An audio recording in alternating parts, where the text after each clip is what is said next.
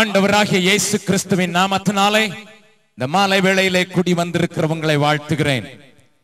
தேவனுடைய வார்த்தைகளை கேட்பதற்கும் தேவனை ஆராதிப்பதற்கும் மாத்திரமல்லாமல் தேவனுடைய திருச்சித்தத்தை புரிந்து கொள்வதற்காக கூடியிருக்கிற இந்த கூட்டத்திற்காக நான் ஆண்டவருக்கு நன்றி செலுத்துகிறேன். ஆண்டவருக்காக நாம் எதையாகிலும் செய்துவிட வேண்டும் என்கிற துடிப்பை தேவன் இந்த நாளிலே வந்திருக்கிற ஒவ்வொருவரோடும் கூட செயல்படுத்தும்படியாக ஜெபத்தோடு கூட எதிர்பார்த்து கொண்டிருப்போம்.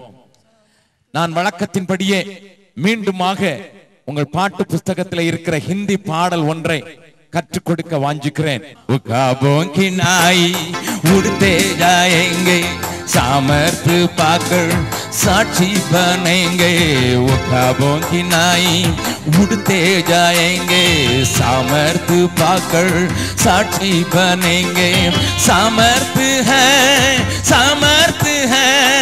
स्वर्गीय सामर्थ है, ओ सामर्थ है स्वर्गीय सामर्थ है। ख्वाबों की नाई उड़ते जाएंगे सामर्थ पाकर साक्षी बनेंगे, ख्वाबों की नाई उड़ते जाएंगे सामर्थ पाकर साक्षी बनेंगे।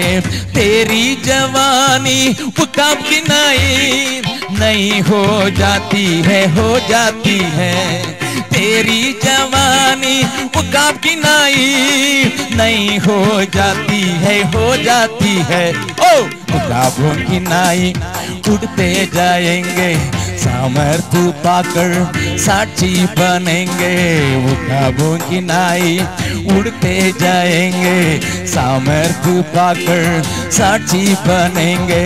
सामर्थ है स्वर्गीय सामर्थ है, ओ सामर्थ है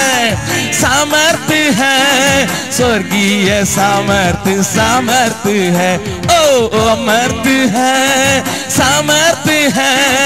स्वर्गीय सामर्थ அது செய்ய வேண்டியதை நடப்பிக்க வேண்டியதை காண்பிக்க வேண்டியதை காண்பிக்காமல் போய்விட்டது என்பதை நான் உங்களுக்கு சொன்னேன்.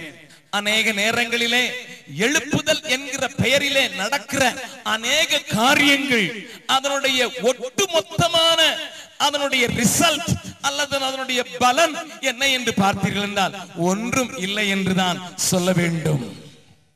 அதற்கு மாறாக ஆண்டவர் இன்றைக்கு ஒரு காரியத்தை நமக்கு ஞாபகப்படுத்த விரும்புகிறார். ஒரு யவன ஜனம் அவருக்கு பிறக்கும்படியான ஒரு புதிய காரியத்தை தேவன் செய்ய விரும்புகிறார். ஹல்லேலூயா. அந்த யவன ஜனம் எப்பொழுது எப்படி பிறக்கும் என்று சொல்கிறது? விடியற் காலத்து கற்பத்தில் பிறக்கும் பனிக்கு சமானமாய்.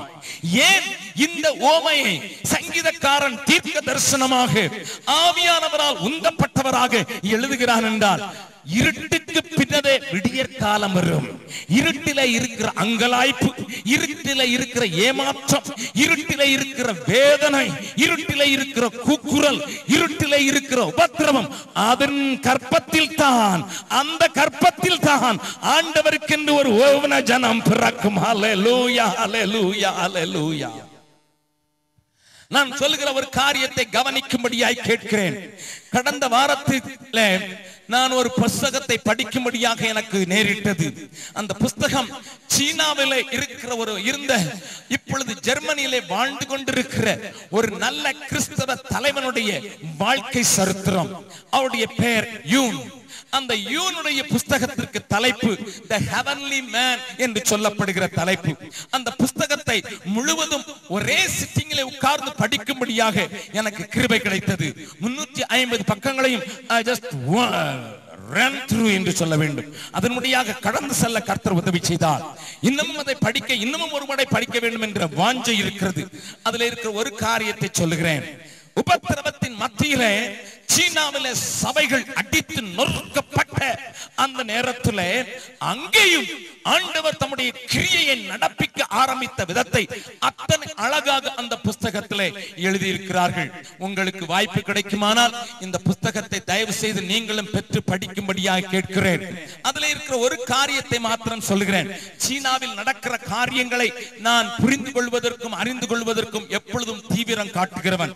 அங்கே நடக்கிற காரியங்களை குறித்து தேவன் என்னோடு கூட சில நேரங்களிலே இடைபெற்றிருக்கிறபடினாலே சீனாவிலே அண்டர் கிரவுண்ட் அல்லது அடித்தளத்திலே மறைமுகமாக செயல்பட்டு ஏராளமாக விரிந்து பறந்து வளர்ந்து கொண்டிருக்கிற சபையை குறித்த சில செய்திகளை நான் அவ்வப்போது அறிந்தவனாயிருக்கிறேன், கேட்டறிந்திருக்கிறேன், படித்தறிந்திருக்கிறேன்.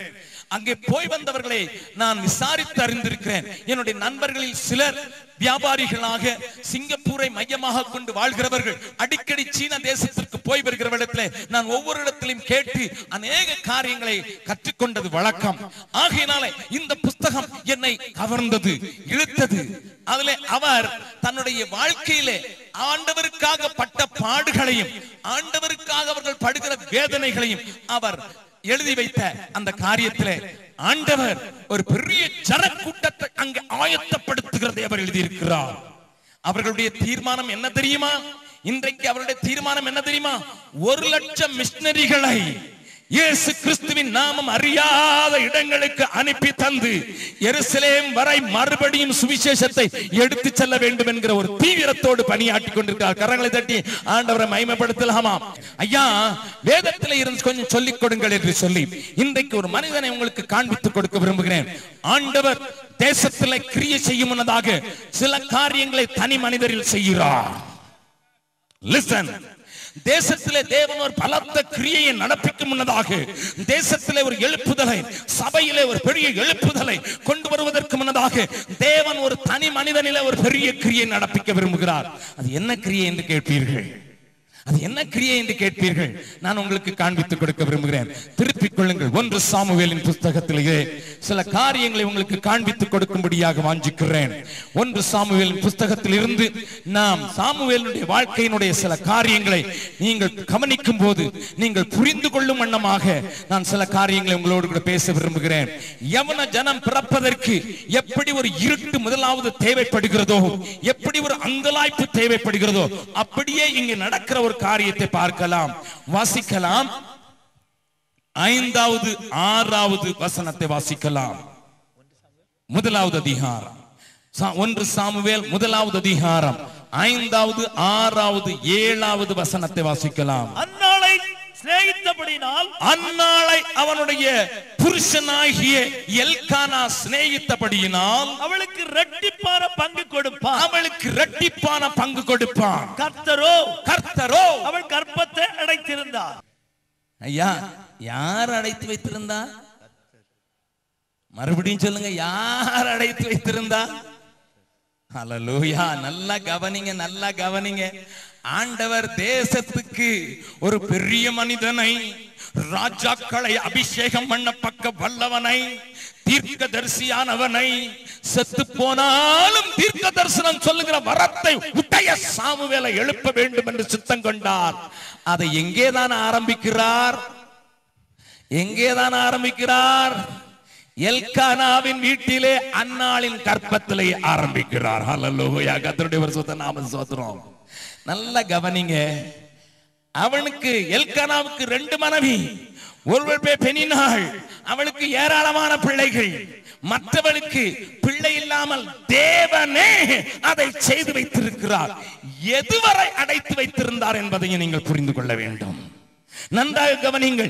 எதுவரை அவளை அந்த காரியத்திலே ஆண்டவர் தடுத்து வைத்திருந்தார்? வாசிக்கலாம் தொடர்ந்து. கர்த்தர் அவள் கர்ப்பத்தை அடைத்தபடியினால், கர்த்தர் அவளுடைய கர்ப்பத்தை அடைத்திருந்தபடியினால் அவளுடைய சக்களத்தி அவள் துக்கப்படும்படியாக, அவளை துக்கப்படுத்தும்படியாக அவளை மிகவும் விசனப்படுத்துவார். ஹல்லேலூயா. கொஞ்சம் இந்த அம்மாவை கொஞ்சம் யோசித்து பாருங்க. அங்க காரணத்தையும் ஆவியானவர் தெளிவா எழுதியிருக்கிறார். என்ன எழுதியிருக்கிறார்? கர்த்தர் அடைச்சு வைத்திருந்ததனால அதை காட்டியே அவளுடைய உடலை பார்த்தோ, அவளுடைய காரியங்களை பார்த்தோ, குணத்தை பார்த்தோ சொல்லாமல், ஏண்டி உனக்கு இருக்கிறதுக்கு கர்த்தர் தெரியும் உனக்கு நல்லா இருக்குதுன்னு. அதனால கர்த்தரே பார்த்து உன்னை அடைத்து வைத்திருக்கிறார், உன் கர்ப்பத்தை அடைத்து வைத்திருக்கிறார், அதையே சொல்லி சொல்லி குட்டுகிறாள். லிசன், அடுத்த வசனத்தை வாசிக்கலாம். அவள் கர்த்தருடைய ஆலயத்திற்கு போகும் சமயத்தில்